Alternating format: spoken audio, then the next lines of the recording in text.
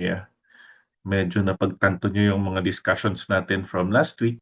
And I think this week or this time, will another exciting topic. I think founders love this topic on fundraising. Yeah, it's shared. Yeah. Okay, so yeah, hopefully, let me just change my screen. Okay. So, yeah, isa sa mga favorite ng mga mga founders. Because honestly, this is also, I think, aside from the fact that you will already get funds or funding, it's also actually a very challenging activity for founders because um, yeah, sometimes you get very disappointed because you have to be comfortable with rejections when it comes to fundraising.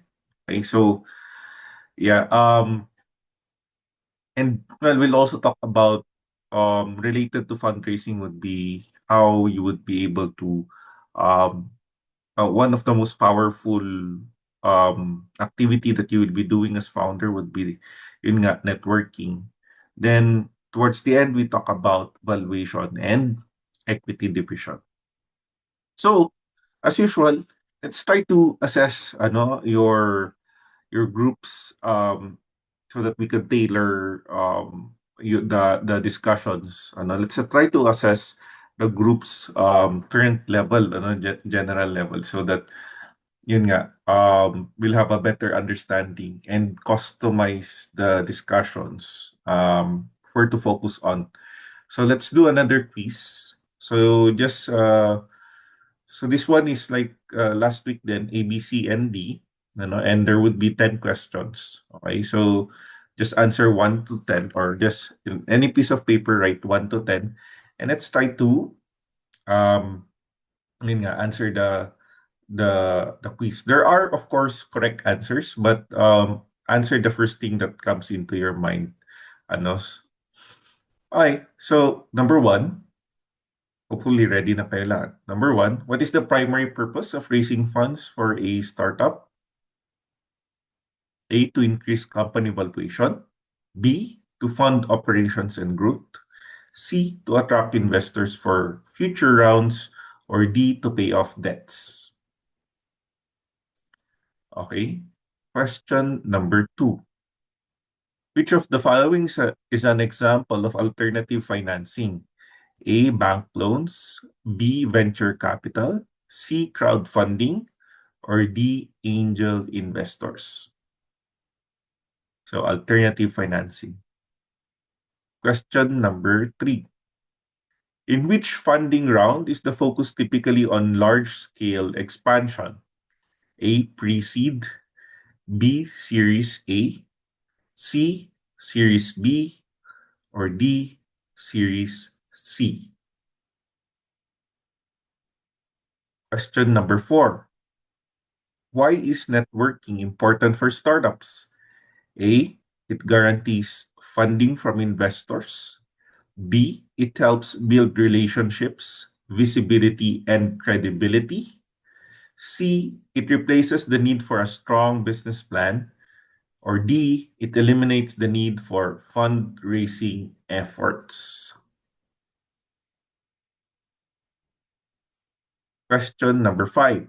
Which of the following is not a tip for effective networking? A, clearly explain your startup idea.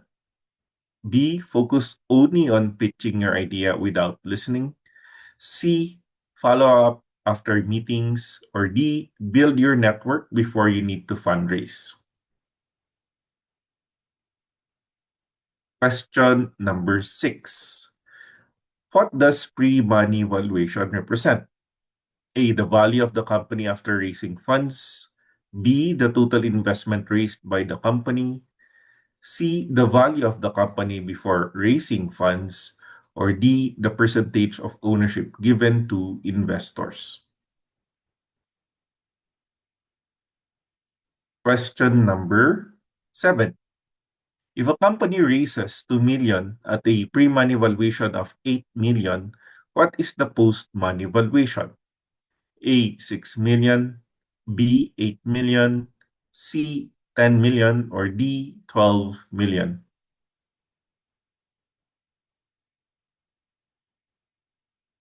Question number 8. Which valuation method focuses on projecting future cash flows? A, Berkus method, B, discounted cash flow, DCF method, C, scorecard method, or D, comparable transactions method.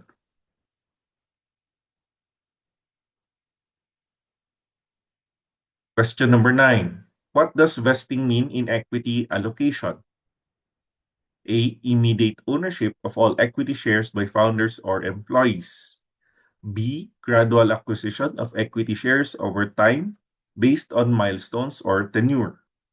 C, allocating equity equally among all stakeholders. Or D, selling equity shares to external investors.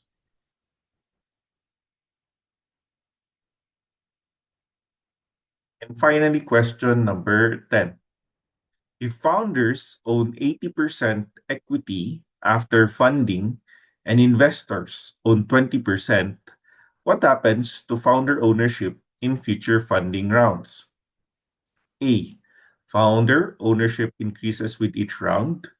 B, founder ownership remains unchanged unless new shares are issued. C, founder ownership decreases due to dilution with new investments. Or D, founder ownership is unaffected by investor equity. Ayan, ang hirap. All right, so let's try to answer the quiz. Ano? Yeah.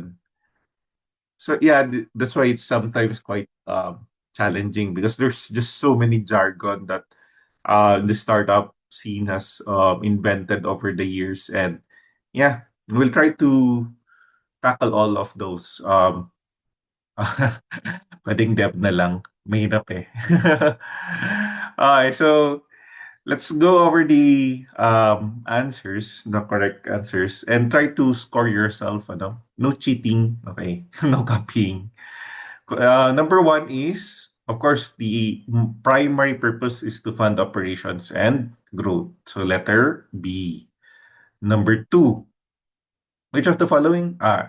Alternative financing, crowdfunding is considered as alternative financing. Ano? The others would be traditional or typical.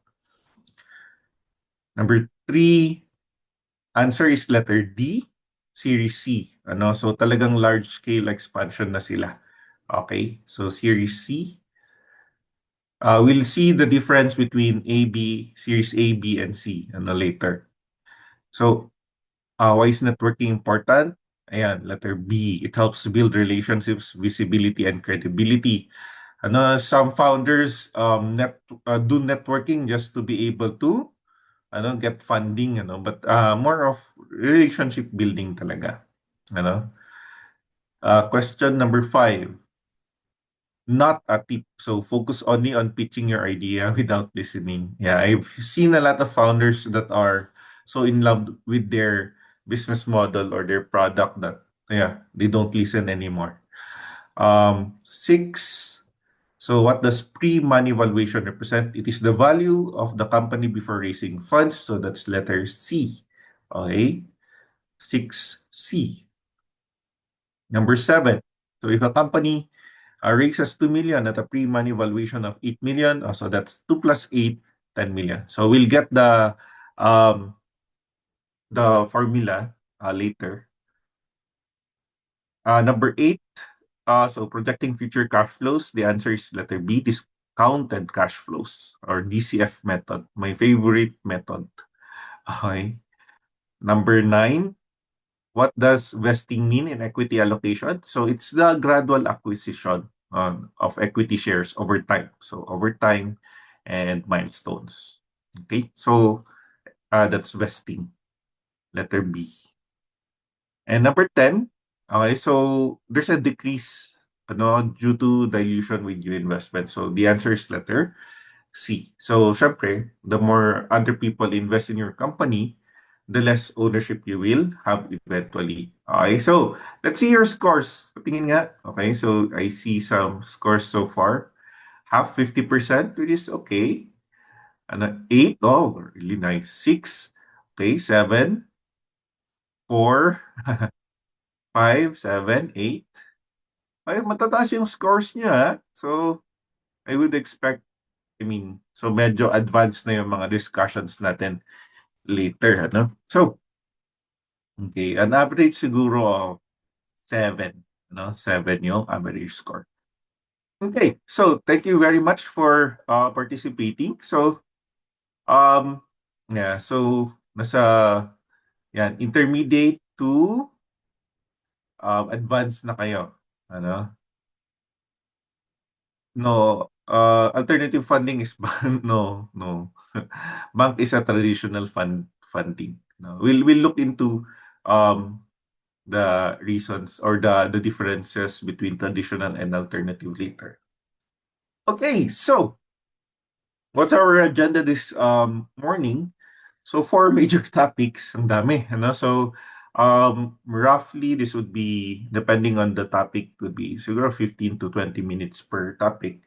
Ano? So we talk about fundraising, then networking, and then valuation, then equity divisions.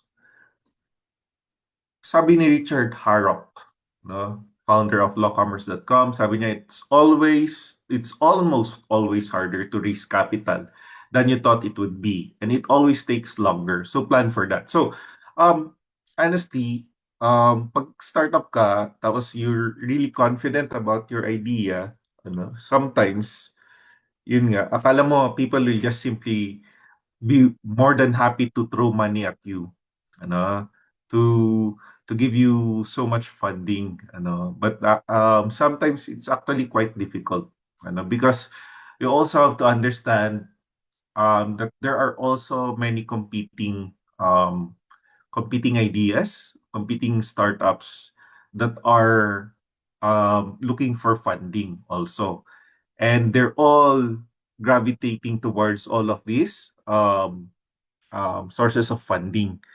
And because of that, there's a difference between the supply and demand. There's just simply so much demand, but there's just limited supply for funding. That's why it becomes very competitive. Ano? And that's the reason why when you're also starting a startup, I think when I was also when we were starting IOL, it was also a challenge, but nakachamba lang ako because of the second topic, networking. We were able to quickly raise pre-seed, or not pre-seed, angel investment, um, because of networking. So networking is really critical. But let's continue with our slides. Ayan. So what does fundraising mean? How do we define fundraising in terms of the lens of a startup? Okay, so it's simply raising capital from investor, lenders, or other sources. Because fundraising may mean different things, Grabe naman, leaking boots. Not necessarily, because people, if you establish your company well or your startup well, people will ay, oh, funders would actually gravitate towards you, but that's rare. That's rare. Um, so fundraising in the point of view of non-profit is totally different. Okay, but similar approaches, but totally different um ano to goals, 'di ba? And totally different sources of funding, So for fundraising for startups, it's more of investors, VC, etc., grants. For non-profits, meron ding grants, but specifically wala kasing return eh. There's no expected return pag non-profit. So the funder is not expected to receive anything in return, 'di ba? Except maybe some form of, yun nga,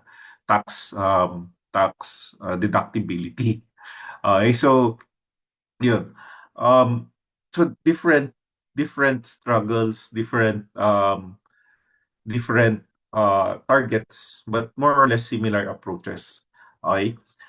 Because I also fundraise for a non-profit before, and iba yung style. I mean, similar yung underlying formula, but yun nga, the messaging, the communication strategy is very different. Dahil parang nagmamakaawa ka, di ba? So you're selling actually a social good rather than a physical product or a service.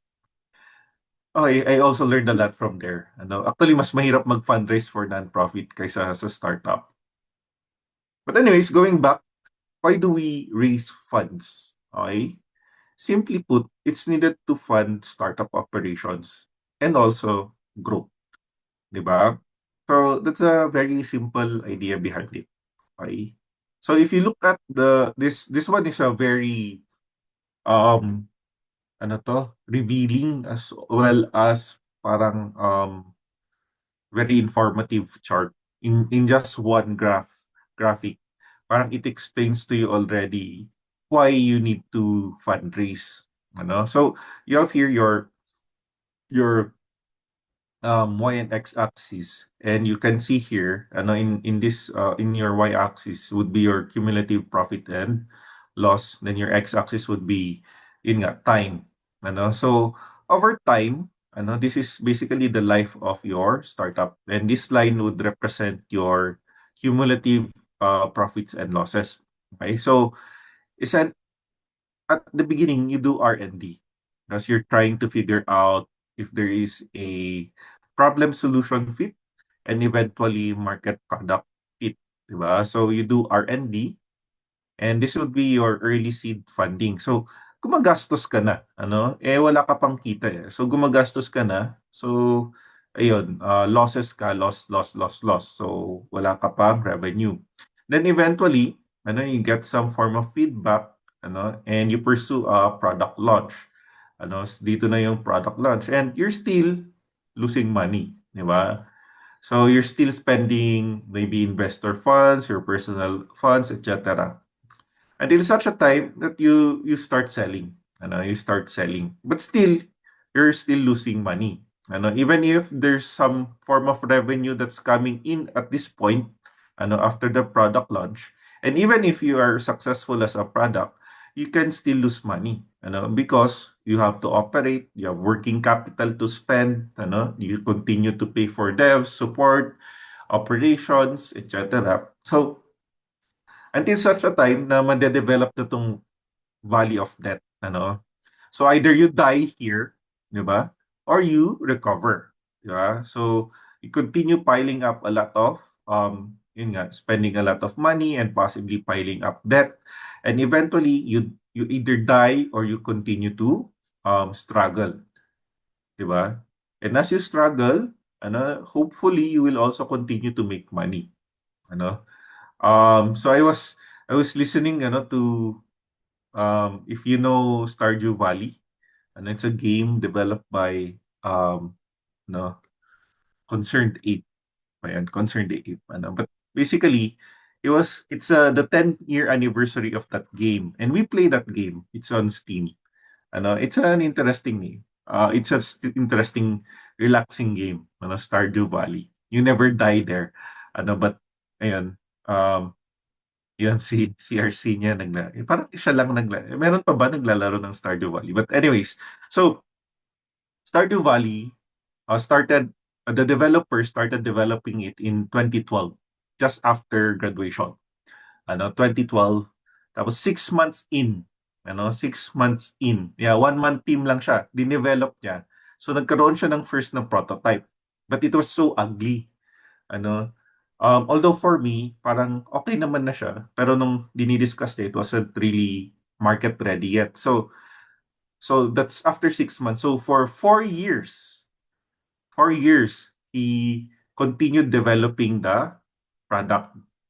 So he keeps on adding features, removing features, testing storylines. So for 4 years, ginagawa niya yon, developing the game until 2016, after 4.5 years, he decided to, sige, pwede na siguro nating i-launch. So, umabot na siya dito. So, it took him 4.5 years to do R&D, tapos dito, nung mga around early 2016 or late mid 2015, parang, o sige, pwede na tayong mag-schedule ng product launch. So, February 26, 2016, so that was yesterday, he launched the product Stardew Valley. Okay, Stardew Valley was born. Tapos, on that first day, he got the game got almost 40,000 downloads. 40,000. So nininervyo siya before the launch, the night before, because he's fixing a lot of bugs. And he never knew that it will reach 40,000 yung kanyang downloads in the first day alone. And yan, from there on, parang doon niya na-realize na, this can be my life. This can be already my career. So he was so worried at this point, the night before the product launch. What happens? Because for 4.5 years, after graduation, wala siyang ginawa kundi ito lang. Ano? So 4.5 years. Just imagine, would you be able to do that? Na so focused on only doing one thing? Doing the graphics, doing the gameplay, doing the sounds, 'di ba? Doing everything, ano? So, yeah, at that point, nung naka 40,000 launch na yun, tuloy-tuloy na yan. So, it's the number one game, if I'm not mistaken, on Steam. It's the most downloaded game, on Steam. So, if you look at that, 'di ba? So, definitely at this point, sobrang laki na nung kanyang ininvest. 'Di ba? As a developer, game developer, his labor meant 4.5 years worth of salaries for gun. 'Di ba? So he spent so much, and he was able to, the Stardew Valley was able to become highly commercialized and recover from the valley of death. 'Di ba? So eventually now he's a company, no? Tapos he has already a developer team, and he continues to grow, 'di ba? So interesting case study 'yon.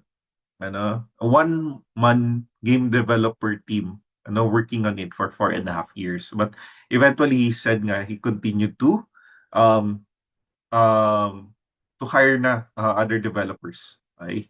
So there's also this point, yeah. So yeah, he got wiki for it too. Now Haunted. So yeah, he's developing I think he's trying to think of a new game. But anyways, so this early point would be your survivability threshold. Hindi ka pa umabot sa, yun nga, break even at this point. But more or less, if you start to recover and your recovery is, or you continue to grow and your growth is actually accelerated, di ba? So you will eventually reach a point na you'll be a successful business. And it might seem short, but this could take years. GCash, for example, took 20 years, di ba, to reach this point na they're profitable already. This is the only point that you get profitable eh. So for 20 years, they are not profitable. Only in 2023 that they become profitable. And in less than 3 years time, they're already talking about, yun nga, yun, money, capital market. So IPO in the US, initial public offering. So it's a it's a long journey, my dear friends. Ahead. So you need to have a lot of funds, because yun nga, if you don't have sufficient cash, and cash is king in any business, you won't be able to survive. And yeah, for example, dito naubusan ka ng pangbayad ng sahod ng mga empleyado mo, or kahit mag-isa mo tapos wala na, di ba? Wala ka ng pangkain. So you have no choice but you start looking for a job, di ba? An alternative source of income, and eventually forget about the business. Di ba? That's why, I mean, startup, compare it to, say, a typical new business. a traditional new business, say for example, sari-sari store, at least sari-sari store, meron ka agad cash flows eh. Umiikot lang yung pera, di ba? Pero konti-konti. But for startups talaga, that's the reason why there really is a need to fundraise is because you will expect na for the first few years or potentially decades, you will not make money. I think this would be a similar track for medicines. So for medicines, talagang it takes decades for them to be able to get approval for their medicines to be distributed to the market. And sometimes some of their research will end up with no product at all, di ba? So it can take decades. But why are companies and governments investing in pharma companies?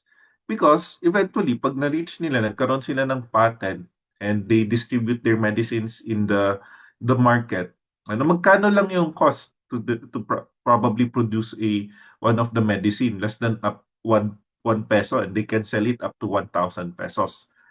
Not because they're greedy, but because they have to recoup a big chunk of their investment. The same idea for startups.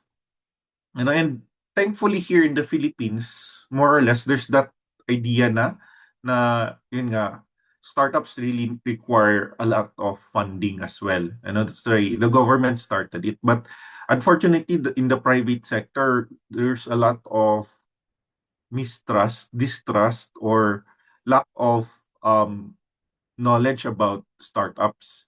And kung sa startup, sa mga founders, there's so much support. Sa funders, there's not a lot, diba? So funders here in the Philippines um are not knowledgeable or are not um um skilled to invest in startups.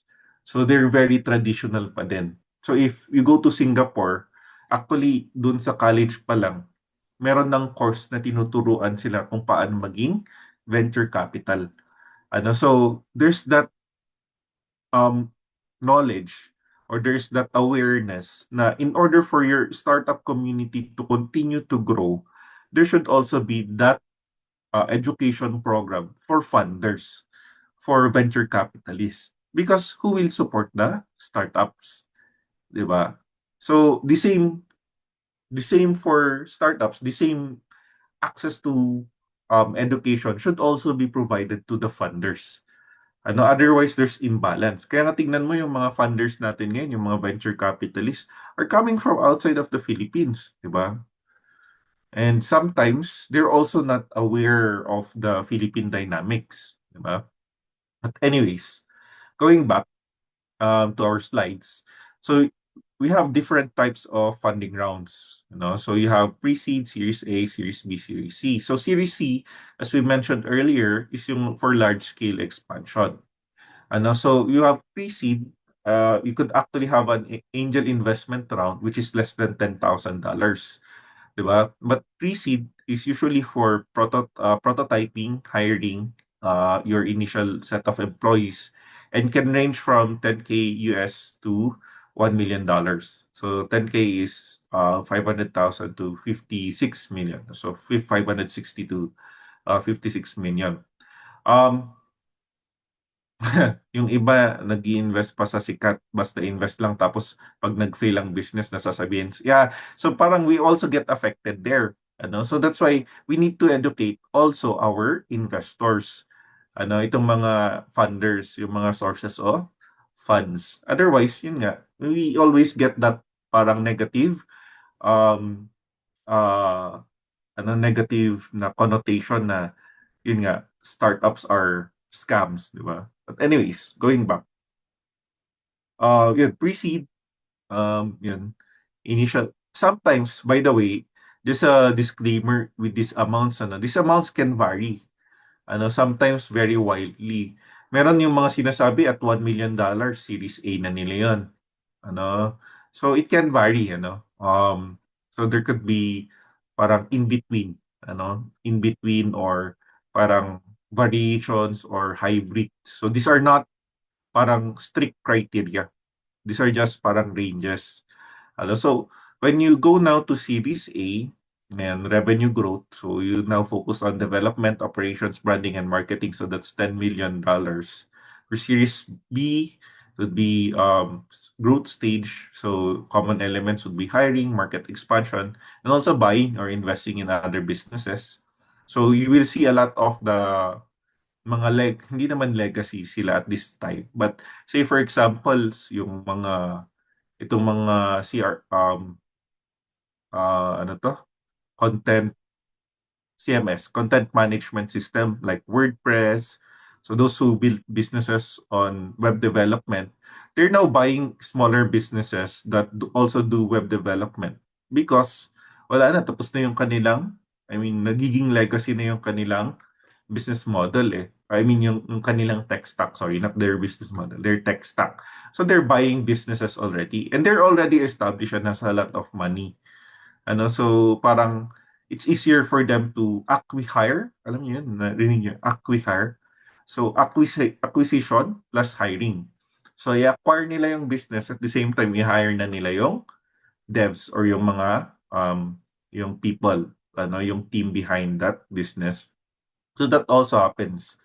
Ano, large scale expansion, so acquiring businesses again, di ba? Acquiring businesses and of course entering international market. So this is the target na for GCash, for some of the larger startups already. Yeah.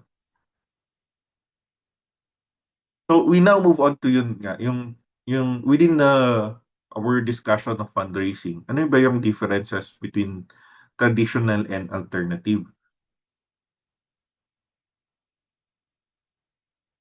So we have traditional, which are bank loans, venture capital, and angel investors.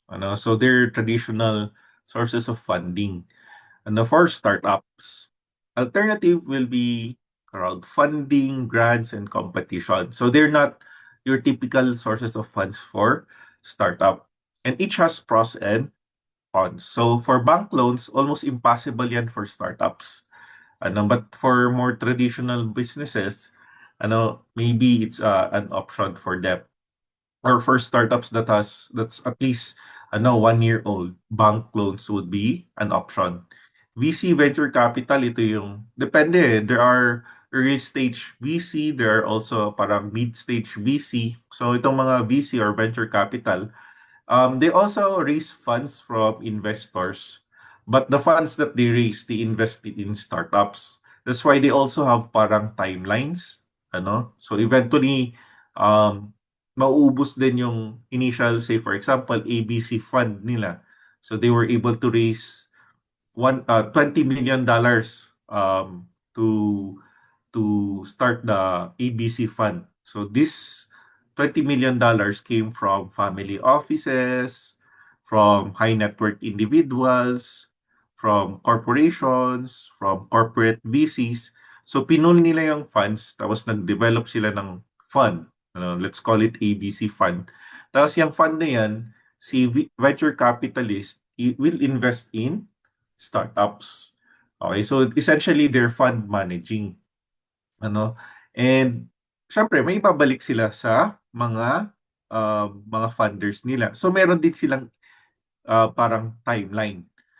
So they have to really spend all of the money, invest in startups, and hopefully recover some of their investment. But I think very aware ang mga venture capitalists that if they invest, say, in 100 startups, maybe almost all of them will fail. Pero pag makachamba sila sa isa, it will recoup the entire fund. Di ba? So, of course, there's some form of risk-taking. At the same time, yun nga, support that is being provided to these startups. Di ba? But sometimes you will notice, yun nga, pag wala ng pera or paubos na yung pera, they become more selective with the startups they select. And I think VC over the years have also been more careful in how they spend the money. But because kasi after COVID pandemic, there's so much money. So much money left and right because the markets are not working well.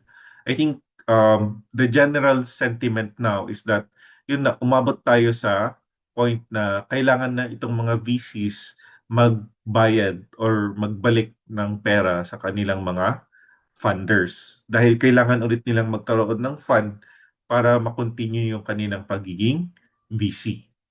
Di ba? So, at this point, so that's the reason why it has been, I think last year has been, and the past 2 years, has been parang a lot of VC, ubos na yung pera nila. Ano? So they were in fundraising mode. So sila yung nag-fundraise to have their funds. So hindi sila nag-i-invest sa startup. So there was this parang ano to? Parang dry season for startups na there's not a lot of money out there. Okay, so we've seen a lot of startups also yun, stop basically, and their founders doing other things now, because talagang it was difficult time. Is it a good time to raise funds? That's a good question. I don't know. I think there's so much um in there are specific sectors that are receiving a lot of funding, like AI, for example, or green energy, so yeah, those are the parang areas na medyo parang there's still a lot of funds there.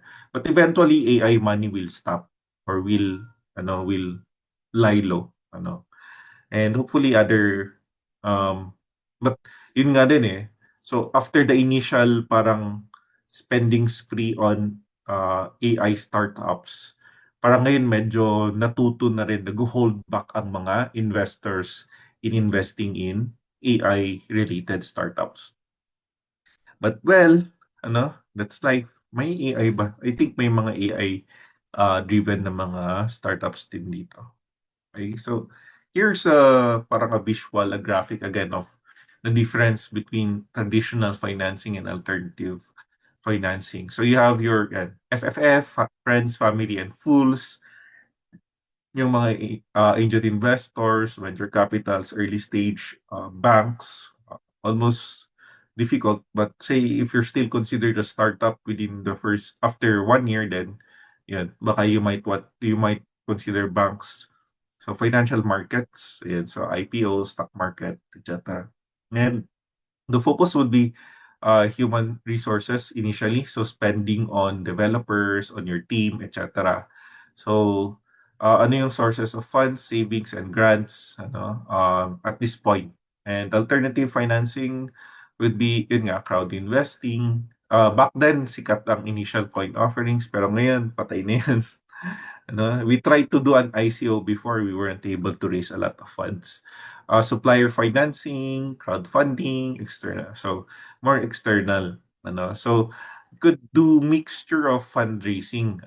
You could get family and friends, and maybe some grants, government grants, di ba? As part of your marketing, you could also do parang some form of crowd investing. Pero it's actually advanced selling. Yung crowdfunding, in particular here in the Philippines, meron ng rules ang SEC doon. Pero there are two who were provided with crowdfunding license. If I remember it correctly. One, naging wala, scam in a way yung isa because parang na misuse or parang na manipulate niya yung system. Gumawa siya ng mga parang companies. There was this employee within that crowdfunding platform that created fake companies where investors invested in. Tapos yun pala siya yun. Siya yung parang nag-create ng account na yun. Yun, tapos maraming nawalan ng pera. Yung isa, I'm not sure, parang they're still struggling because again, yun nga, before you do all of these things, before you onboard investors, you need to educate your investors. So, yeah, hindi nag-fly, I think, yung isang crowdfunding platform. When we talk about crowdfunding, this is yung parang shares, equity. It's essentially an IPO pero a lot smaller scale. So IPO is yung when you initial public offering, you initially introduce your stocks to the stock market. But that's hundreds of millions to billions pesos na yung nire-raise mo doon. So crowdfunding is the smaller version. Wherein you ask the public to invest in your company and you will give stocks to those who invested in you. But yeah, it's not really flying ang crowdfunding dito sa Pilipinas. And again, it's just my theory, or hypothesis that it's simply because our investors are not aware. Mas gusto nilang mag-bingo or mag-invest sa mga scam, yung mga sources of fund, kaysa sa mga crowdfunding platforms. Anyways, tips for fundraising. So if you're raising funds, it's important that you know where you will um use the funds for, 'di ba? So create projections showing potential ROI, perfect your pitch deck and presentation skills. So it's important that you're very much aware or knowledgeable about your business, at a deep level, and that you memorize your pitch deck, di ba? Understand valuation and desired equity stake. So magkano yung ibibigay mo, willing to give up na equity. Because sometimes a lot of um, founders just simply continuously pitch their idea, but pag tatanungin, how much do you need? Wala. I mean, I'll have to get back to you, blah, blah, blah, ganun. So, yeah, parang hindi niya alam. Prepare to answer tough questions, yun nga, you know your product. Follow up promptly with investors pag may nag-show ng interest, di ba? Follow up agad. Usually after 72 hours, nag-fizzle out na, or sorry, 3 days. Nag-fizzle out na yung interest. Because there's always, I mean, funders would always have some new ideas being brought to them. So, yeah. So, makakalimutan nila in a matter of minutes. Then you have build relationships with investors. So, that's why we transition now to the next topic, which is networking. Back then, I also had that thought that if you have a really good product, investors will come, and they will just simply throw money at you. But hindi pala. It's really about building relationships. For our angel investor, the reason why he invested in us simply because nakita niya na we're able to organize crowds, diba? Nakita niya na I have a team, nakita niya na I am able to deliver. And that the business that we were entering at that time is something that he is aware of, and he's not only aware but he's an expert of. So by simply asking me questions, parang he was able to identify na ay the business model makes sense. So nagbigay kagad siya ng pera. So networking plays, and I wouldn't have found that angel investor if I did not go to Manila. No? So unfortunately at around kailan ba yan? 7, 8 years ago, the investment scene or the startup scene is very much concentrated in Metro Manila. You're lucky that you have now CDO Bytes and you all have the TBIs across the Philippines. But back then wala eh. Di ba? So there's just a concentration of parang startup ecosystems in Manila.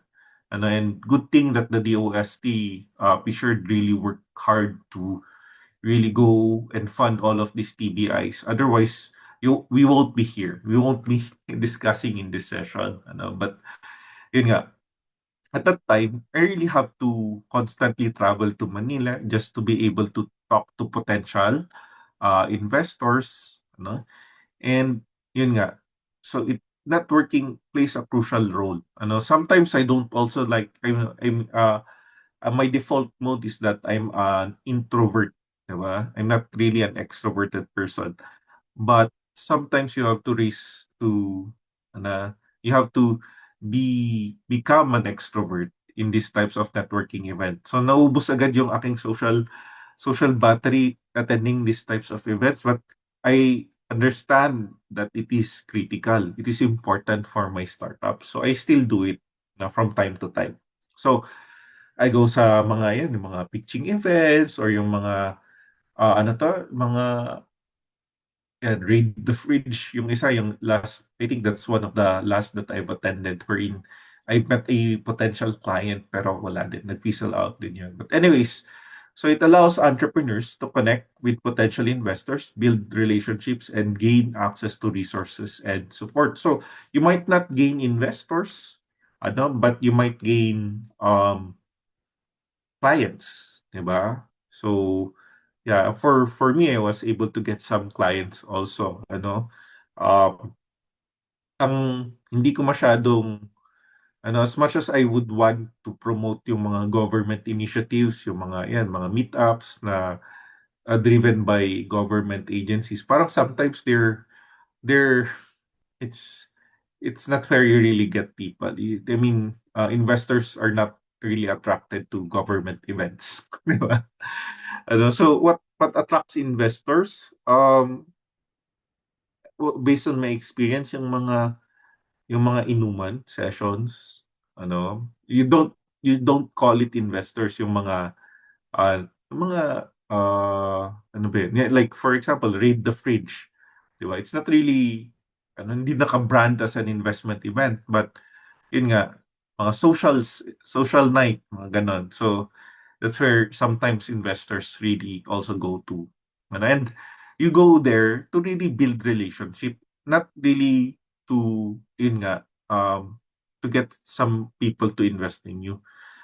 Because ayaw mo din na, and because all of them probably will be um, trying to raise funds or sell you ideas in these types of event. Pero kung ikaw, you position yourself as not really, I'm just here to have fun and look for potential partners, and not, yun nga, parang, yun. So I've seen funders na talagang ganun lang yung kanilang ginagawa. Yung talagang, hey, how are you? Pag nalaman nila na hindi ka taga venture capital or investor, hahanap agad sila ng bagong kausap. Because for them, their idea is to get as many contact as possible na relevant to what their goal is or objective is. So, nakakainis minsan ng mga yon. Kasi nakita ko harap-harapan nung sinabi ko na I'm also a startup. Bye. Grabe. It's a very, yeah, anyways, it's an interesting event. But it's important to build relationships with potential investors and partners. So, the way I do it, and it can vary from person to person, is to really, yun nga, to not really, to listen, to not pitch, But if they ask you what you do, that's the time you could pitch your idea. But I always ask other people first, oh, what do you do? Because that in your end also, that's also a way to filter kung sino yung mga taong gusto mong kausapin. For example, ano, pag hindi naman ako interested sa kanyang tech, 'di ba? At least okay, that's good to hear. And tapos yun, you talk about what you do and possibly he might be or might not be interested, but you move on also. And sometimes I listen to some people. Ayan. So when they know that I'm a CPA, they start asking about taxation questions, which is mga conversation starters. But that's how you also parang peddle your expertise, di ba? But not necessarily yun nga, pitching your ideas, di ba? So raising visibility and credibility for your startups.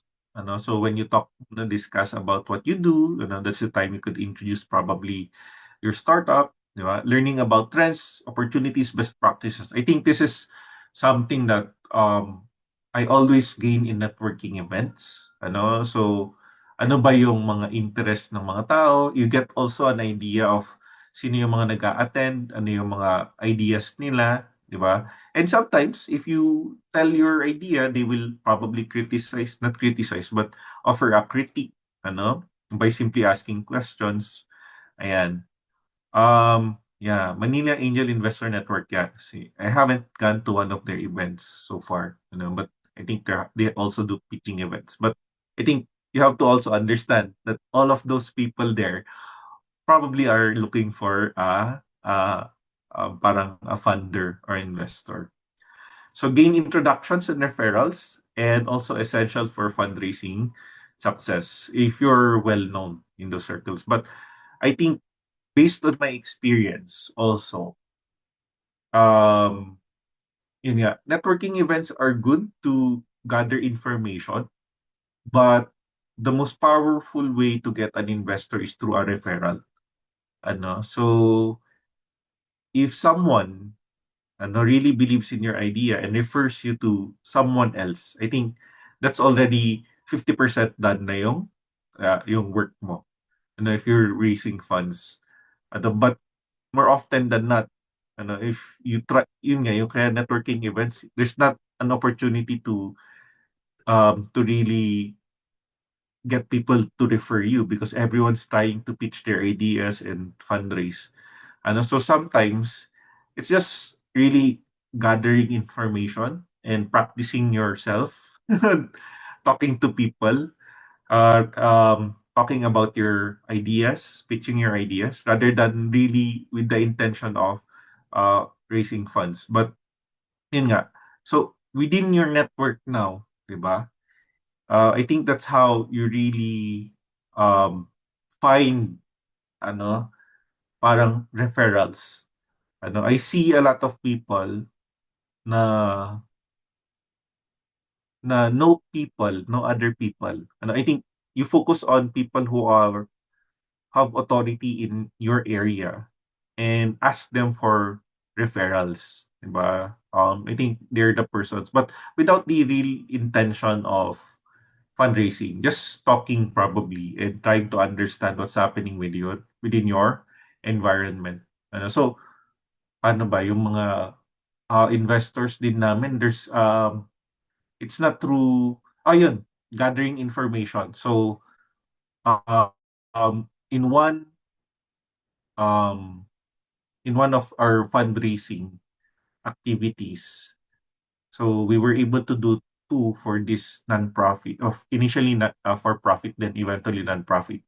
Si Vivita was able to raise funds because our founder simply was referred to by a student. Okay? And that's 75 million pesos already. Simply referral. The other one that we were able to fundraise, um, it's through also a referral. A person referred another person to our founder, and they had a meeting and they prepared an application for a grant, and that's equivalent to 33 million. Diba? So, um, it seems easy, but getting this information might have been difficult, if you don't know people, 'di ba? So yun nga, tips for effective networking: clearly and concisely explain your startup. So you need to be knowledgeable, ask questions and listen intently, share ideas and experiences, don't just speech. So it's an opportunity to listen. Follow up after meetings if there are some guys. So I do this. If I'm still in Manila and the person wants to meet, so sure, let's meet. Cultivate win-win relationships. So you just don't simply look for another person to scam. 'Di ba? So, build your network before you need to fundraise. So go out and talk to people and leverage your network for introductions. That network, people knowing you being part of the startup ecosystem is already something, and people can start referring you, no? All right. So we now transition to the next part of our discussions is valuation. If you have any questions, just post them in the chat box. So we talked about this last week, di ba? Price is what you pay, value is what you get. So that's the reason why we went into the discussion of yun nga, if your value is high and your price is low, people will say that it's sulit, 'di ba? It's worth it. But if the price is high and the value is lower, 'di ba? That's the time that they will feel that they lost money, hindi sulit. Okay? So it's important that we manage expectations of the customers, no? So that they feel that value. So over delivering sometimes is nice. Okay. So now we talk about value. So what is value? Ano bang Tagalog ng value? Price is presyo. Value is halaga. 'Di ba? Ano ang halaga niya? So parang mas malalim yung connotation niya. Okay? So ano ba yung natatanggap mo? So the same is true for yun nga, for the valuation process is that ano ba yung halaga ng iyong negosyo? It's not necessarily the price per book. No, it's not your book value. So companies are being bought ano 10x, 20x compared to their book value or their recorded value because there's that difference in expectation. They think that the company is worth much more, 'di ba? So that's where in accounting parlance, that's where goodwill is created. But anyways, and who pays for the goodwill? It is the investor. So what is valuation? So it's a process of determining the value of an asset, company, or investment. It is not the cost. It is not the initial price, but it is how others perceive your company. What's the worth of your company? What's its value, di ba? So important because it helps buyers and sellers understand how much they should pay or sell for, di ba? So if you know how much the value, the potential. So value is not simply how much the monetary equivalent. So that's the cost or the price. There let's not go there, because there's a big difference between cost and price, But it's not the price tag, basically. It's not what is already recorded. Valuation is much more, there's a lot of, much more subjective. There's, price can be objective or cost can be objective because there's a basis for the transaction, but valuation is really more of an art, okay? But you need to know the cost, the recorded cost or price to be able to get a feel of how much you would recover. That's why accounting is still important because accounting will help you determine your book value or the cost. Very yun, nakakalito dahil nga may book tapos may value, but basically that's the recorded cost of your asset. So if you bought say equipment for 10,000 pesos, the value now might be not be 10,000 pesos, di ba?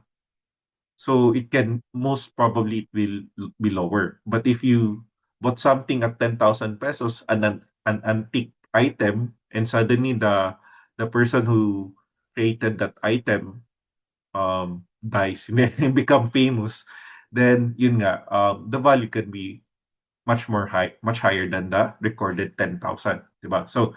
Um so there's a lot of yun nga subjectivity when it comes to valuation, but we try to as much as possible get a range of values or amounts that will help us yun nga determine how much our company is worth, no? Now, an important concept for valuation would be yung concept of pre-money and post-money. So, actually, napakasimple lang nung idea. Ano? Um, so, you have pre-money. So, there's a question. For a startup, what is the suggested allowable amount of shares to dilute to investors? Depende sa valuation. I mean, your sense of, I think, it's a, I can say that usually 20%, less than 20%, ano. Some would say 5%, ano. Some would say 15%. So it varies from who you talk to and even from what you will see in Google. Ano, but for me, it really is dependent on, say for example, the person, ano, the investor, and this is what happened to us before. The investor is willing to invest 1 million pesos. And you needed the money immediately, di ba? We are willing to forgo 5%, but the investor is saying, give me 20%. And you needed the money. What do you do? Di ba? So I think it's really negotiation.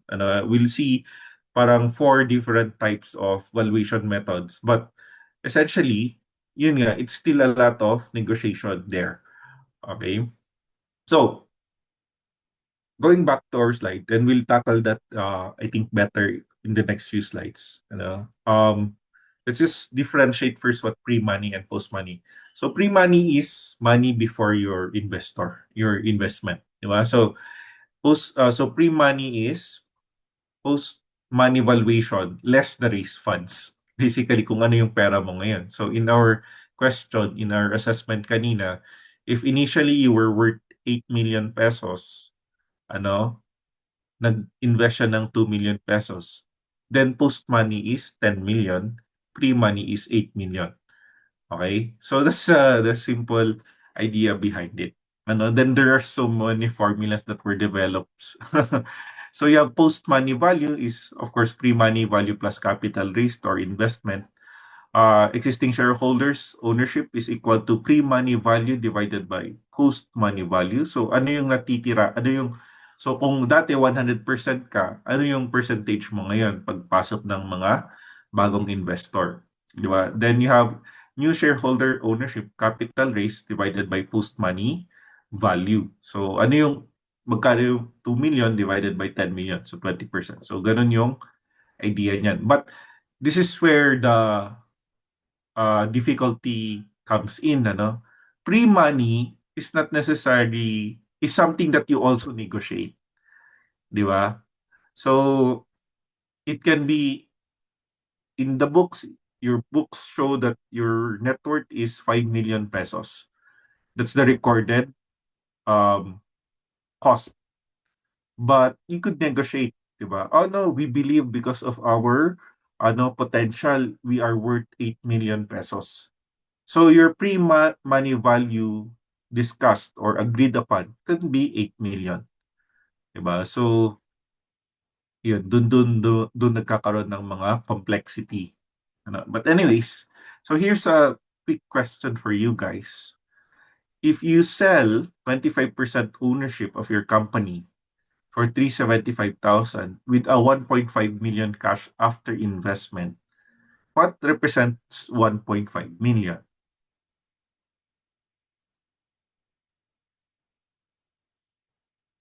It is your pre or post money. It is the post money, diba? Because it's after the investment already. So what is the valuation before the investment? So the agreed valuation before the investment is 1,125,000. So, yun eh. Ganun lang yung idea behind it. It's in the complexity of determining the pre-money valuation. Ano, that makes this quite interesting. So, another exercise. So, kayo nang gagawa nito. Hindi ko na maalala kung anong sagot dito. Pero try nyo lang sagutin to. I'll give you 2 minutes. And your 2 minutes starts now.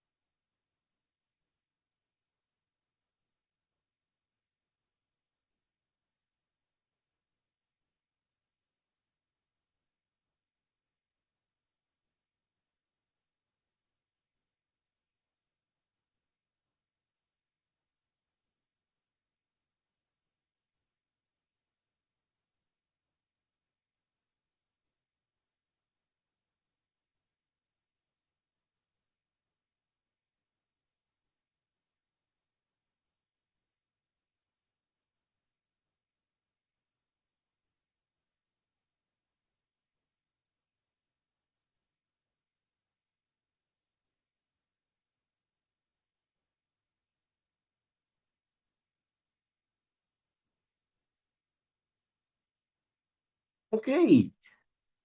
Ano, may sagot na kayo? So what is the question here? Ano, what is the consented percentage to investors if the pre-money negotiated is 12.5 million? So na-negotiate daw nila yung 12.5. So that is pre-money, ano? So we already have the formulas there. So pre-money, and ang tinatanong is what is the consented percentage to investors? So magkano yung new shareholders ownership. So you were able to raise 3.25 million. So 3.25 divided by 12.5 is how much? Ilang percent po? Hello?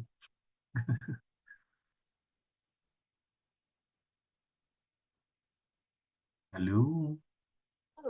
26% po. Okay, so let's see if that's correct. 20.6. Ayan, 20.63%. 20.6. Thank you very much for those answers. Correct. Diba? So easy concept, but yun nga, you just have to have that ready. Ano? Especially if you talk to investors now. So, because there are some startups na wala pa nga silang product, 10 million na agad yung pre-money nila. But anyways, how would you justify a 10 million pre-money valuation if you still don't have a product? You just have an idea, di ba? So, anyways. Um, so, moving forward, you know how they're so parang you want to know how much your startup is worth now, ano? So, I presume the reason why this was requested is because there's some of you that wants to know na no to negotiate. So there are many strategies for, or there are many formulas for valuation, but I'll only talk about the some of the major, si discounted cash flows, Berkus, at saka scorecard, or tatlo lang pala. Diba? So I'll talk about DCF first because this is my favorite. Why is it my favorite? Because it's um it's there's objectivity in the computation of the discounted cash flow, 'di ba? Compared to the other models. So there's parang yung nagkakaroon lang siya ng ano to, ng subjectivity doon sa mga assumptions mo. But with the formula, the way you compute it is very well defined.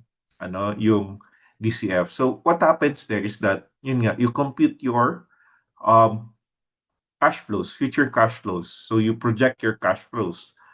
So ito na yung papasok yung subjectivity mo, So papasok mo diyan kunwari after for the first year 100,000 ang net cash flows mo. Next year 300,000, next year 750, year 4 and year 5. So then you get the discount rate.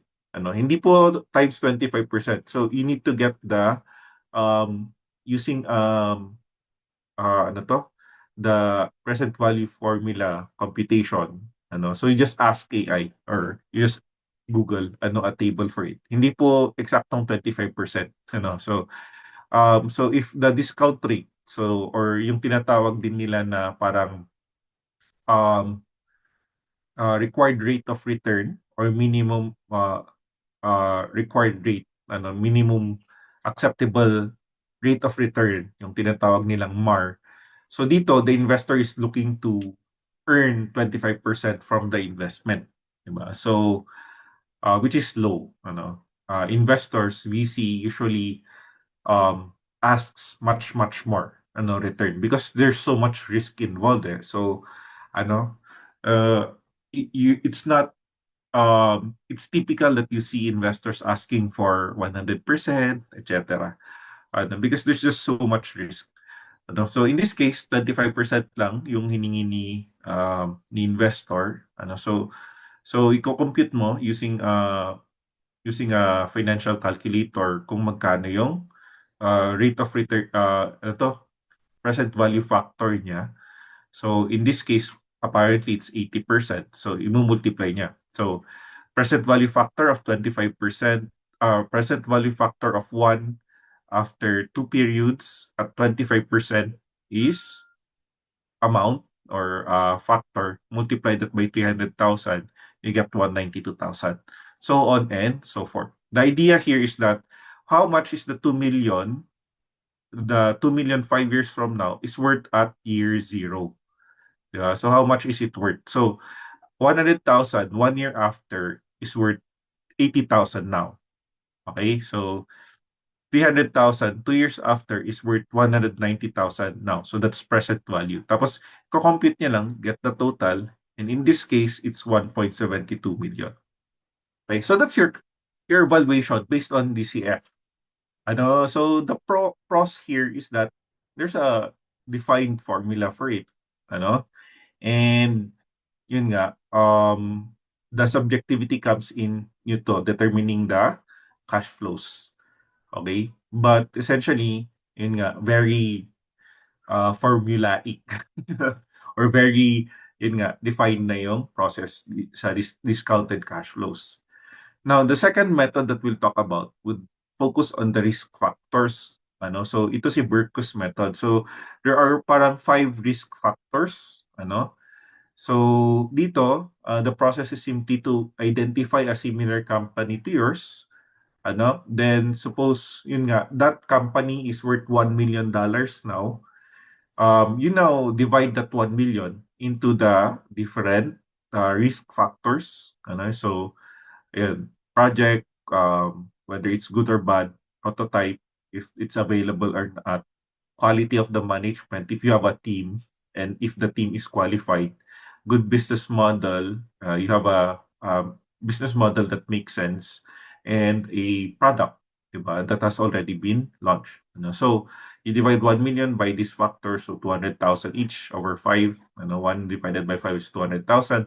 Then, the investor will evaluate, will assign values based on the maximum value. So, maximum amount for that risk factor. So, feeling nung investor, inassign niya lang na 75K because parang not so good.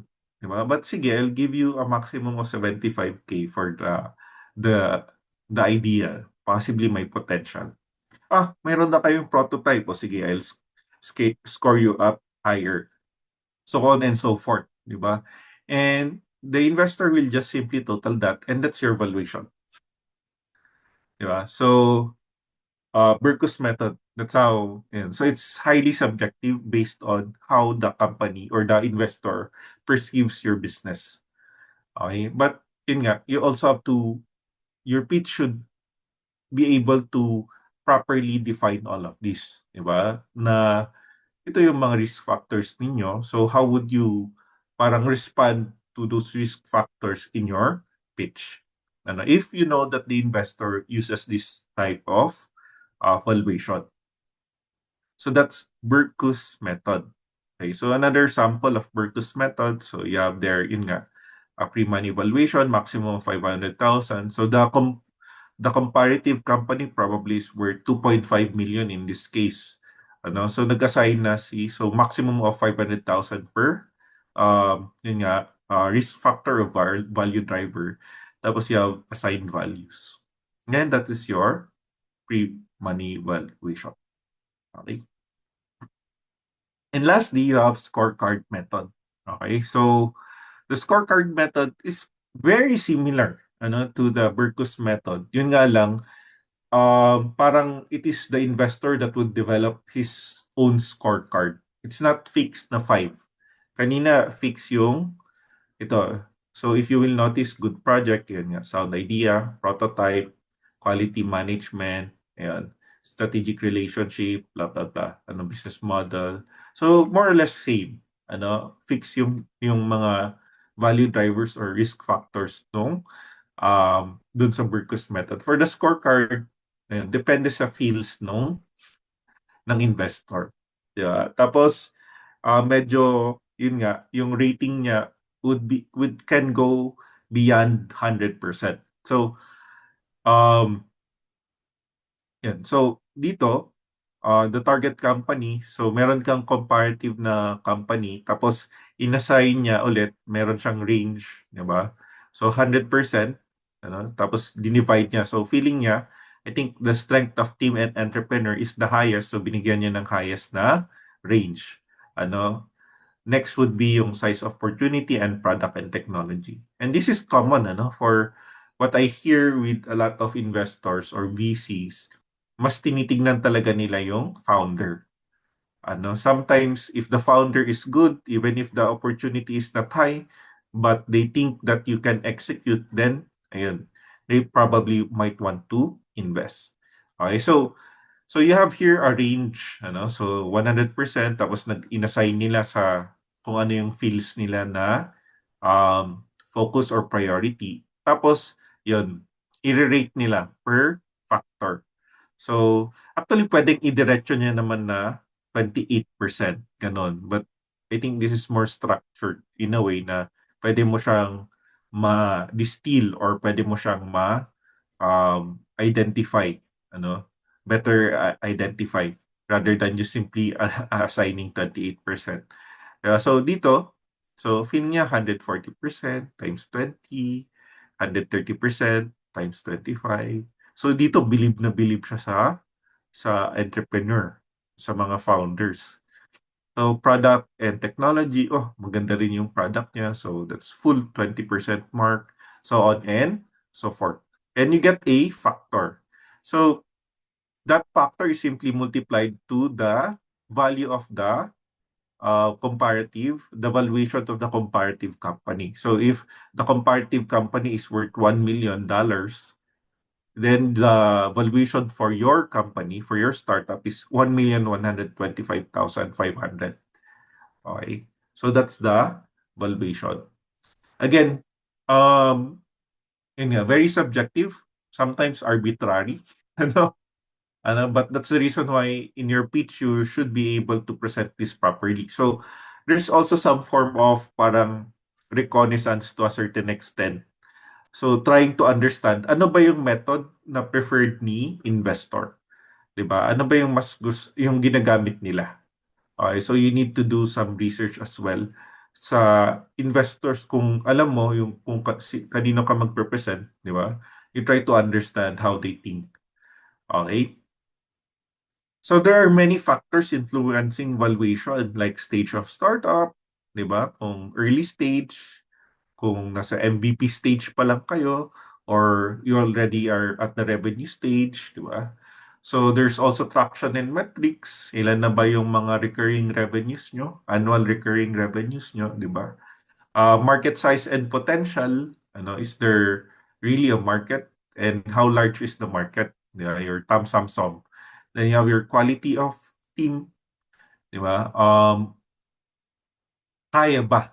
Mukha bang kayang i-deliver ng mga team? So, the quality of team is usually presented in the team slides talking about your experience, di ba? So, that's the reason why yun nga, there was this, ano ba yung company yun? Yung nag-pitch lang sila. They're all Google engineers, ex-Google engineers.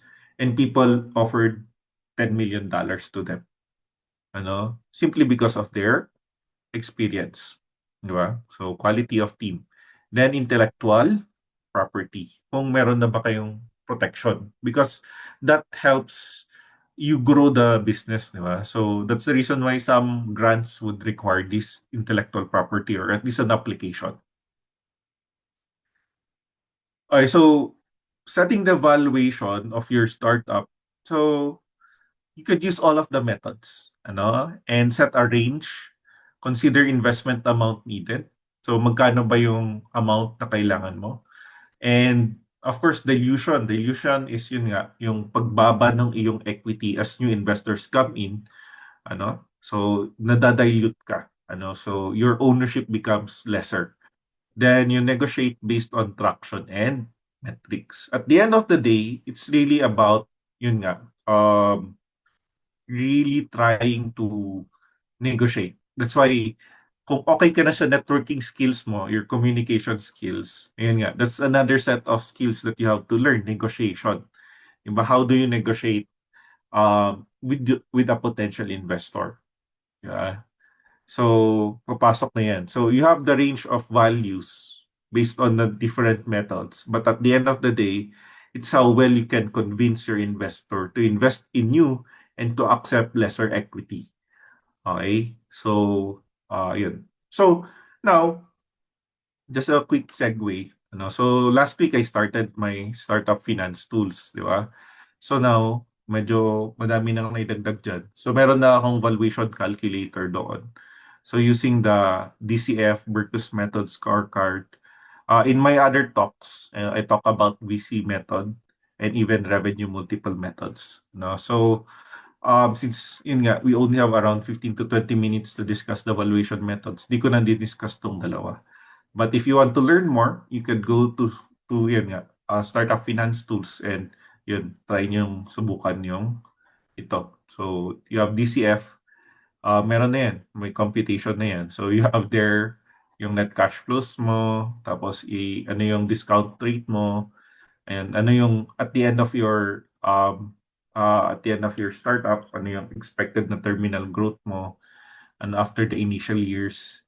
Then you have Burkus method, scorecard method, VC method, and revenue. Then you have parang arrange. Then you could ask AI to explain the results. So it's already all there. May bayad ba? It's free. Ano, as of moment. I don't know how to monetize this. So if you want to learn more about valuation, you could also go to and learn about the topic, and you have there an article about yeah. Okay. So going back, uh, how do I return to? Okay, let me just stop the sharing first so we can return to yan. Okay. Okay. So the role of private so yeah. So that's the tool. You could just go to yan, startup finance tools. So the role of private equity is to disrupt the status quo and innovate beyond the conventional. Okay, so they have a purpose, private equity investors. But of course they also need some form of return, So yun nga. So here's a scenario wherein parang this is an often dilemma for startups, di ba?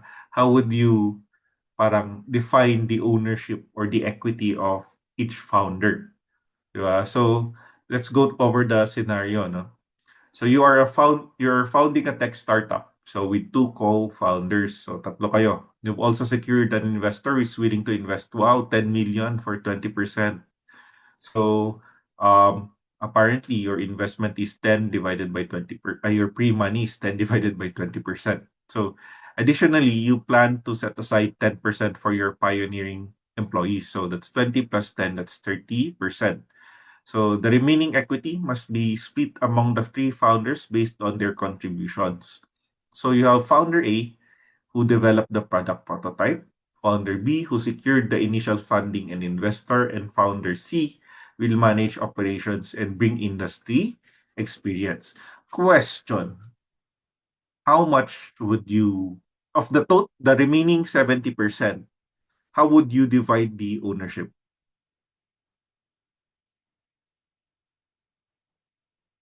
How much would founder A get?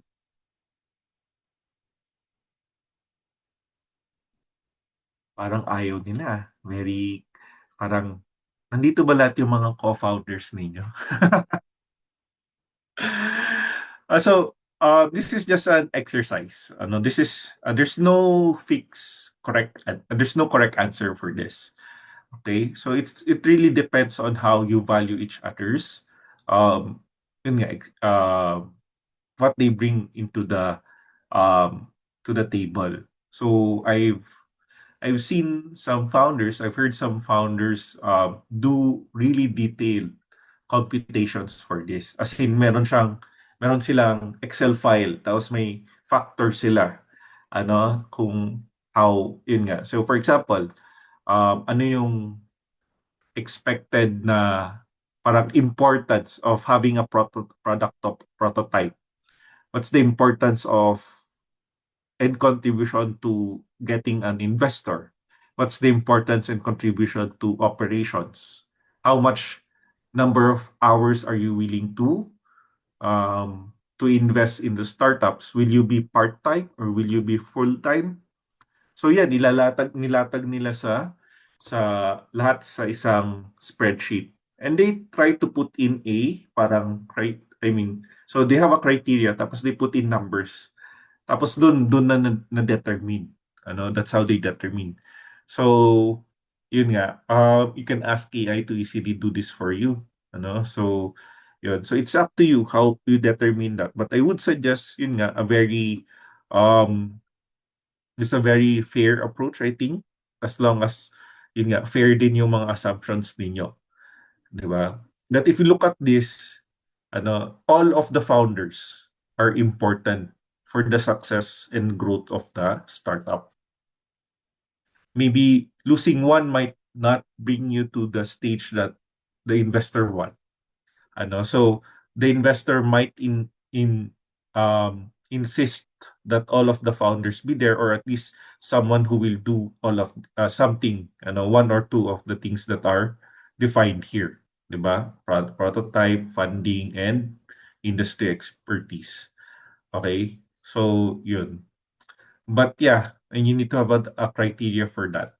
No, a criteria for how to determine parang equity ownership, because it's not necessarily just how much money you bring in. 'Di ba? Dito sa example natin, hindi nga kinonsider yung pera na dinala eh. But in your criteria, you could consider that. 'Di ba? So how much money did you bring into the startup? But it should not be the sole basis for determining the allocation of the equity. Dati akala ko it can be as variable as you can. You can be arbitrary. Pero I regret na hindi ko ginawa ito because I felt I gave more than what should have been given. Okay? For the work that was done by some of my co-founders. Okay, so I think at the early stage, so that everyone should also be parang aware and understand na syempre, there's some form of sweat equity. Kung hindi ka magbibigay ng pera, there should be some sweat equity. And how much is that sweat equity worth, di ba? At the end of the day, yeah, I feel that this is an important discussion among you as founders. Di ba? So it's not simply the money that they will be bringing, di ba? It would also be their contribution to the startup and commitment, ano? And furthermore, there should also be some parang form of ano to? There should also be milestones. So ia-award lang. Nawala yung isang slide dito. But anyways, ia-assign lang ano yung yung ownership mo. Say for example, nag-decide kayo, o ako, makakatanggap ako ng 30%. Pero hindi agad matatanggap yan. So initially, matatanggap mo muna yung 10%. Tapos, after na makapag-raise ulit tayo ng next round, matatanggap mo yung 20%. So on and so forth. So there is some form of vesting based on milestone. Again, that's again, I feel I regret because after na ma-vest or maibigay ka agad lahat ng equity ownership, because at that time I was very naive, and I didn't know a thing, or two. Basta, yeah, sige, bigay na natin agad yung stocks. But yun nga, after na may bigay, wala na, di ba? Wala nang tinulong. So there should be some form of vesting. So vesting is basically the process of yun na define natin sa ating earlier quiz na there should be that the stocks or the equity, the ownership that has been promised or allocated to you will only be awarded after pwedeng milestone or pwedeng time or pwedeng hybrid. ano. So, pwedeng time, after 1 year or 2 years, may vest yung 50%, ano. So, parang ang sikat na may vesting is si Elon Musk, di ba? Si Elon Musk, parang meron siyang billions of dollars of parang compensation tied to Tesla hitting specific milestones. So, ikaw, kung ikaw si Elon Musk, you will work hard so that you will open up that compensation, di ba? So, kapag hindi mo na-hit yung target, hindi mo makukuha yung compensation, di ba? So, ganun din yung hindi magbe-vest yun until you hit a certain point. So, pwedeng time, yun nga, 1 year, 2 year. So, pwede ring milestones. Pag meron nag-invest ng at least 3 million pesos or something like that. Okay? So, yeah. So, and align equity with contributions. So, you have your spreadsheet and your criteria. Consider skills, relationships, and efforts. Account for work before incorporation na yun. Sometimes nakakalimutan din to.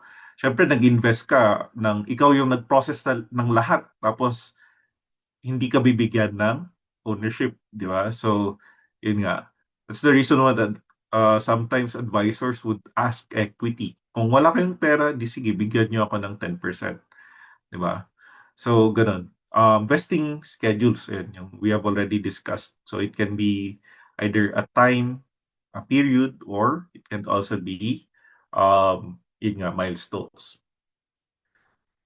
So now, when you take on investors, like our scenario earlier, so issuing new shares dilutes founder equity. So yung kanina na dilute na. So instead of 100%, ang pinaghati-hatian na lang nila is 70%.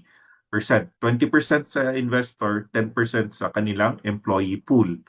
Okay, so pag may employee pool kayo, ibibigay lang yun, parang pwede ring maglagay ng vesting period.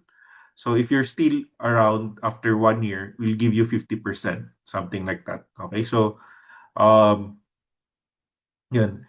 So investor seats on board may limit control. So once an investor invests at least 10%, that's the benchmark. But even if lower, an investor can actually have a board seat. So the board in a corporation is actually the ultimate uh, governing body of your company.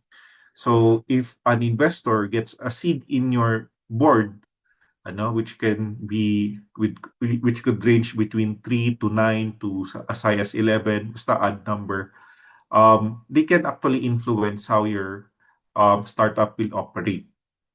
So some VCs um, don't want board seats.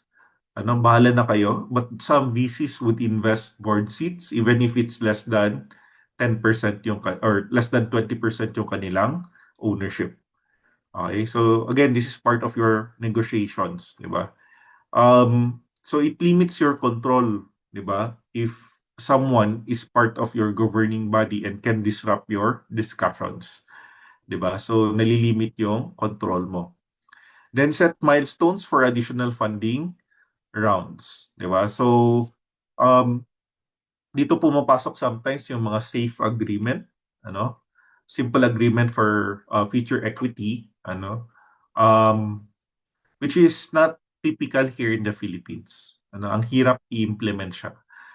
Parang the consensus for a safe would be parang an agreement, a memorandum of agreement rather than a simple agreement.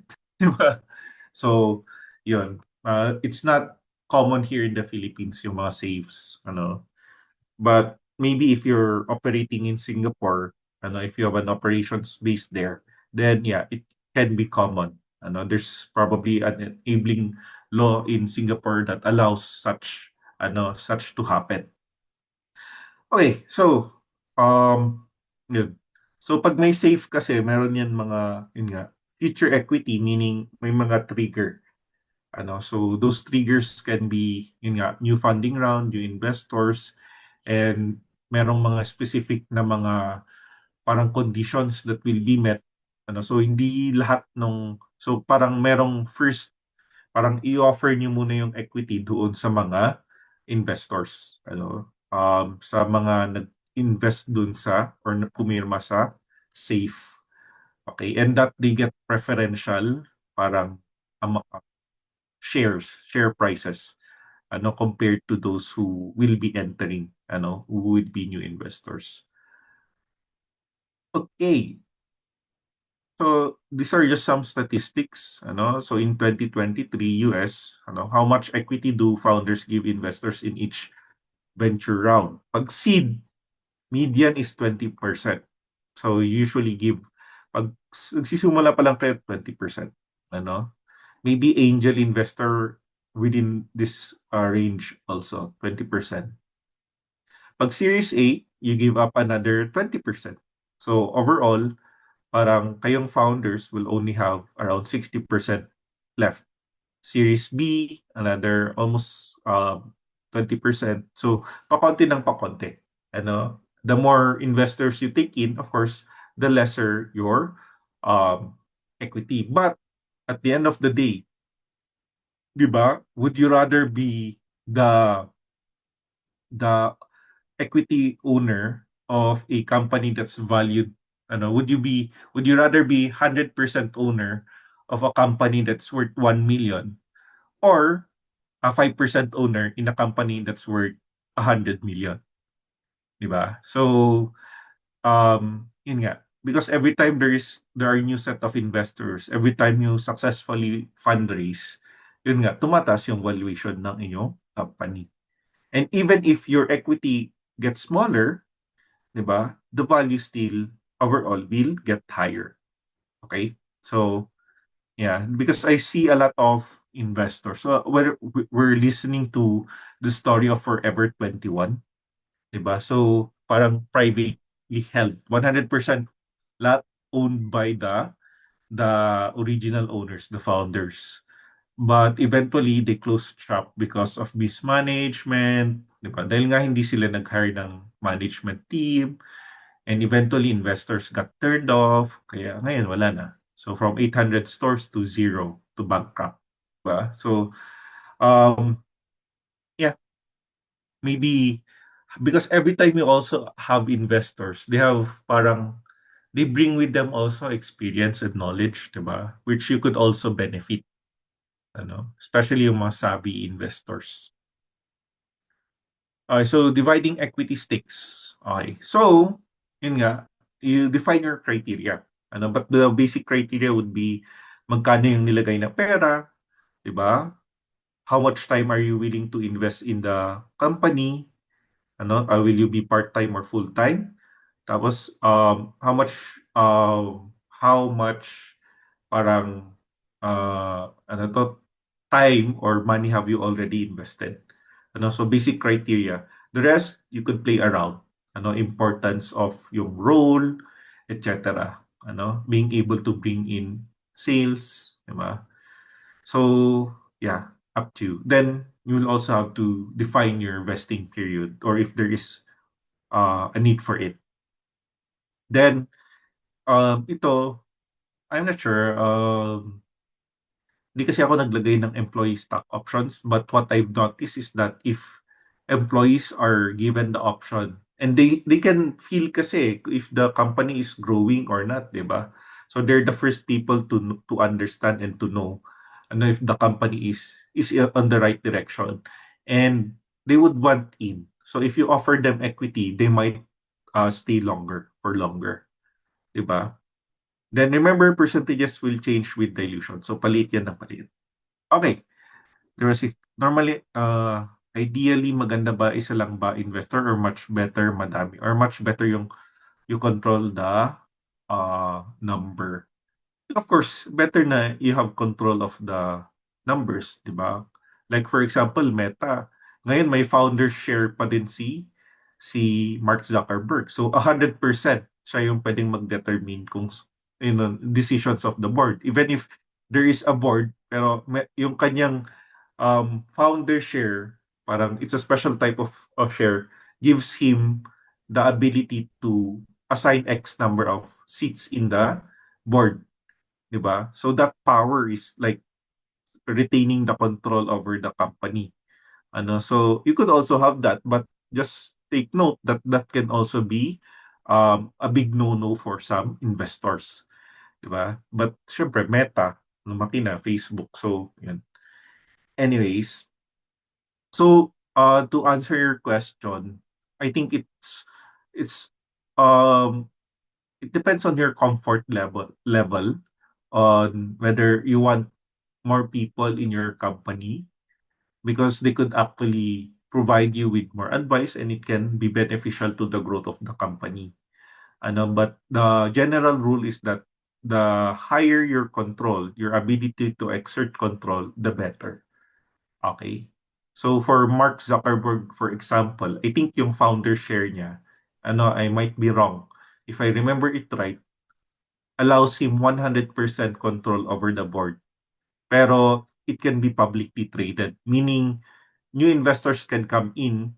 Yun nga lang, they might, regardless of how much they own in the company, Mark Zuckerberg still has control over the board, the governing body. Ano? But I might be wrong. But I read something to that effect before. So co-founder equity splits, and so it can vary. So the more founders, the less, of course, equity you own. Yeah. So ito, we've already talked about this. Diba? Initially, before funding, fully owned. Ngayon, and maghati-hati na kayo sa ownership.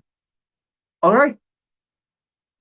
I'll wrap up my discussions with that then. So, yun nga. Any questions?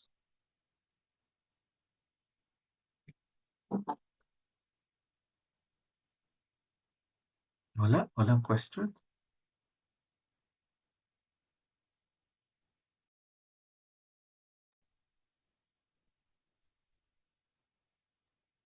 Anyone take this opportunity to ask Sir Kevin? No, I'm not an angel investor. um, I would want to eventually, but at this point, no, I'm not an angel investor. Why an angel investor? There are some companies wherein I work as parang consultant. But there was this company pero wala na eh. So I got 20% for my work. But so it's more of sweat equity rather than angel investment. Yes. Good morning. Good morning, sir. Good morning. Thank you po sa maraming mga natutunan. Ah, masasabi ko ano talaga ako dito, bago talaga ako dito sa information na to. Although marami akong mga idea to build a startup at saka na-appreciate ko talaga itong mga lesson dito. Sir, pag sa mga sa startup, no? Pag nag nagbi-build sila ng startup, nag-group sila kagaya di sa mga idea stage. Let's say may 5 magkaibigan. Oh, gawa tayo ng startup. Tapos ayun, nag-build sila. Paano sila mag-uusap tungkol sa ownership doon, sir? Yeah. Although friends would be a better parang building a company with friends is better than family in general. But yeah, so how do you talk about, well, you have to have frank and honest in discussions. I think the easiest way for me, based on my experience, would be to bring them to something like this. 'Di ba? So, mag-attend kayo ng ganitong discussion para lahat kayo would have the same idea and eventually as a group you would go to that point na yun nga you will start computing kung magkano yung ownerships ninyo. But yun nga, you should have a criteria. So it can be kasi industry per industry. Like for example, developers dapat I'm not saying dapat pero naturally would have higher equity in software or on in applications, 'di ba? For say real estate, real estate platforms, syempre malaki din yung influence nung expert, which is the real estate. So it can, there needs to be a frank and honest discussion. And I think the easiest would be to attend these types of trainings or events, and yun nga, with that knowledge and awareness, you could start building parang a criteria or a formula on how to define each other's ownership. Follow up, sir. Kasi noong in-ideate ko yung Gora, dati Taragaw siya. Actually Gora talaga siya nung ako pa yung nag-ideate noon. Tapos nung nag-invite ako ng mga ah, ah, co-founder na hindi nakilala ko lang sila sa online sa Startup PH na dahil po yun noong kasagsagan ng COVID. Tapos nagsabi ko, gawa ko ng platform to streamline tourist sa destination kasi noong panahon na yung COVID, parang walang pagpagturo. So kailangan ng platform. Tapos nag-post ako doon sa Startup PH. Tapos may dalawang developer na nag-contact sa akin, sabi na sali kami. Tapos kami, naging 5 kami ngayon. Dati ang doon, hindi pa kami nag-usap tungkol sa equity split. Pinag-usapan muna namin yung idea how we can build the product. Tapos ayun, wala kaming binitawan na pera muna doon. Pero hanggang nagkakaturoan na sinong gagastos ng ganito, ganyan. Kasi yung developer sa dev team na kailangan sila ng mga tools para ma-develop siya. So idea ko naman to. So ako yung nag-cash out para ma-build siya. So nag-cash out ako ng 50,000 para sa UX UI design kasi nag-hire kami ng designer. Tapos ayun, mga maliliit na mga subscription doon sa SMS, yung OTP, tapos hosting, ako na gumastos doon. Unfortunately, nag-break up yung team.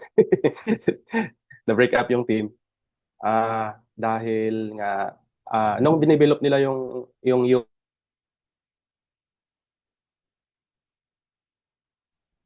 I think nasa na kayo yung development. Biglang sabi nila quit na kami sa sa team. Tapos bilhin mo na lang bilhin niyo na lang tong source code na ginawa namin.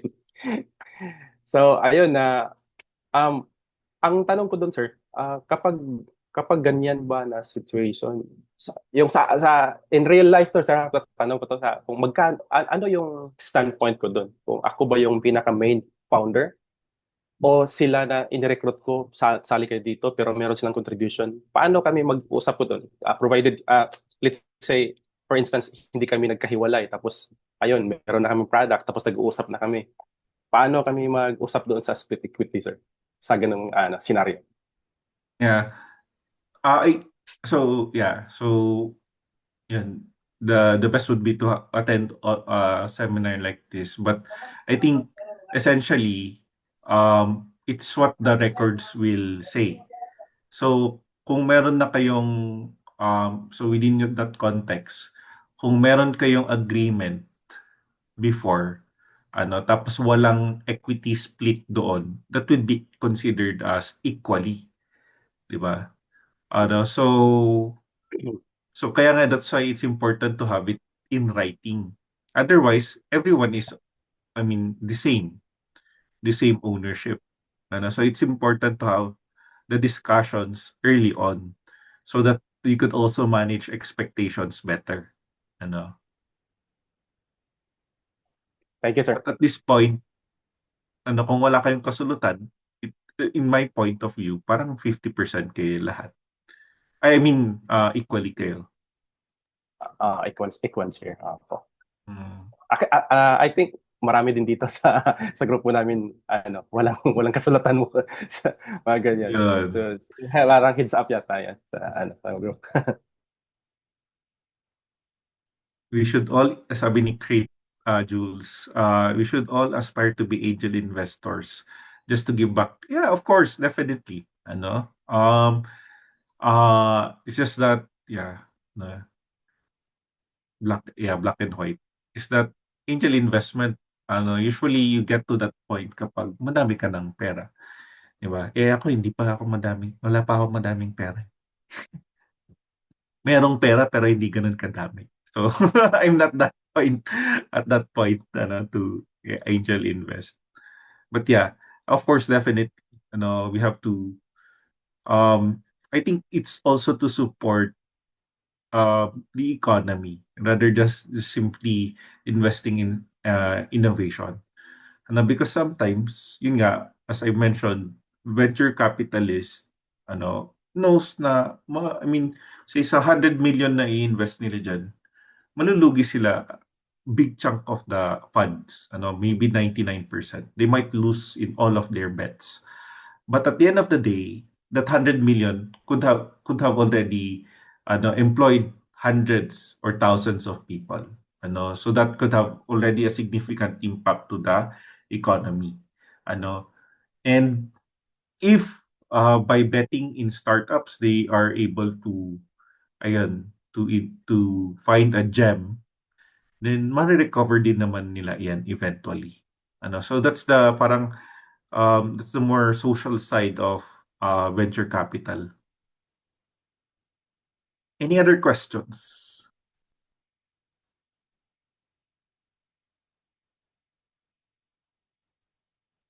Kaysa naman invest nila sa flood control, di ba? Anyone, do you have more questions before we wrap up this session? If Sir, pwede pa humihirit ka? Isa. Sure. Kanina sir, nag-chat ako doon. Fundraising is licking boots. Ego. Opo.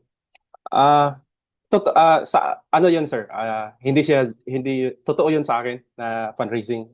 Yung pagkakaintindi ko. Kasi I've been doing fundraising sa idea ko for Gora, which is ang Sigora para sa akin is impact project po. Dahil is an empowerment for rural tourism to inclusive underserved communities for a social enterprise na magiging host. Sila dapat ang maging host sa mga traveler kung pupunta sila doon sa rural destinations. Yun yung empowerment doon. And then maraming nakakarinig ng ganun sa akin na it's an empowerment. So hindi siya investable na idea kasi parang para in the angel or in a corporate or VC perspective, parang mali yata yung napuntahan ko. Parang doon yata ako pumunta sa sino ba yung may impact funding diyan para dito sa project ko.